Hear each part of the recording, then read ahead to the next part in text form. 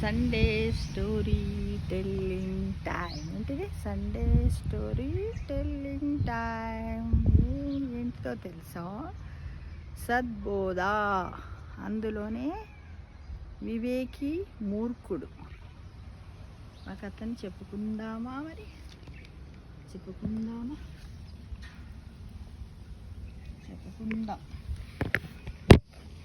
ఏంటంటే సద్బోధి వివేకి. సద్బోధ దాంట్లో వివేకి మూర్ఖుడు గురించి మనము ఒక కథ ఉంది ఫ్రెండ్స్, చెప్పుకుందాము. మీరందరు వినండి. ఇద్దరు వ్యక్తులు సముద్ర ప్రయాణంలో చిక్కుకున్నారు. తీరానికి కొంత దూరంగా ఉన్న ఒక రాతి మీదకు చేరుకున్నారు. చీకట్లు కమ్ముకుంటున్నాయి, ఆకాశంలో మబ్బులు ముసురుకుంటున్నాయి. తీరంలో ఉన్నవేవి కూడా వల్ల కనిపించడం లేదు. కానీ సముద్రంలో ఉధృతంగా వస్తూ ఉన్నటువంటి కెరటాలు ఉధృతంగా వచ్చి రాళ్ళను ఢీక్కొని వెనక్కిపోతున్నాయి. సముద్రం అంతా కూడా కల్లోలంగా ఉంది. ఇంతలో వేరొక వ్యక్తి వారిని సమీపించి, నాతో రండి, మిమ్మల్ని తీరానికి చేరుస్తాను అని అన్నాడు.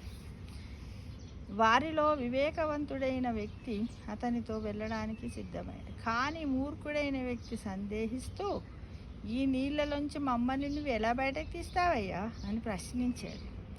పడవను నాతో తీసుకువచ్చాను అన్నాడు కొత్త వ్యక్తి. నీతో రావడానికి నేను సిద్ధమే అన్నాడు వివేకవంతుడు.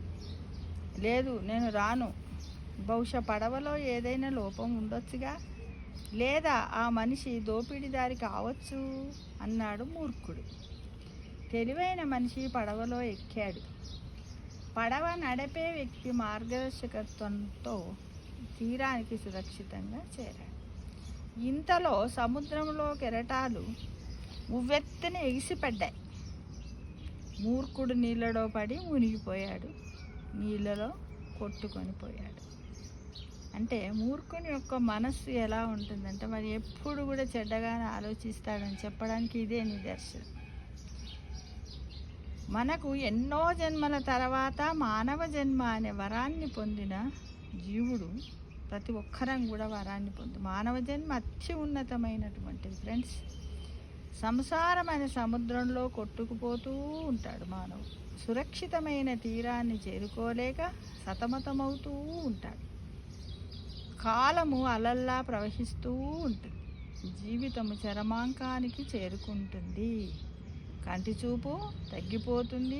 భౌతిక ప్రపంచాన్ని పట్టుకొని పాకులాడడం, సామరస్యత లేకపోవడం అనే మబ్బులు జ్ఞాననేత్రాన్ని మూసివేస్తాయి.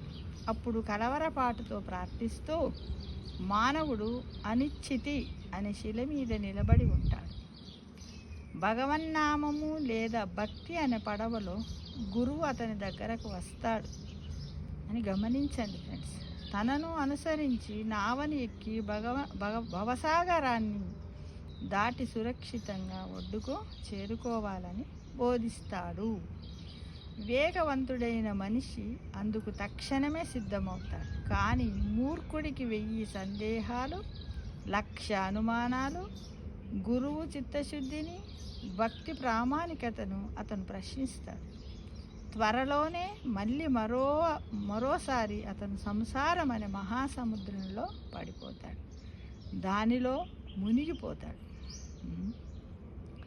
తనను భగవంతుడికి సమర్పించుకోవడం ద్వారా తనను తాను కాపాడుకునే గొప్ప అవకాశాన్ని కూడా అతను కోల్పోతాడు ఫ్రెండ్స్. అంటే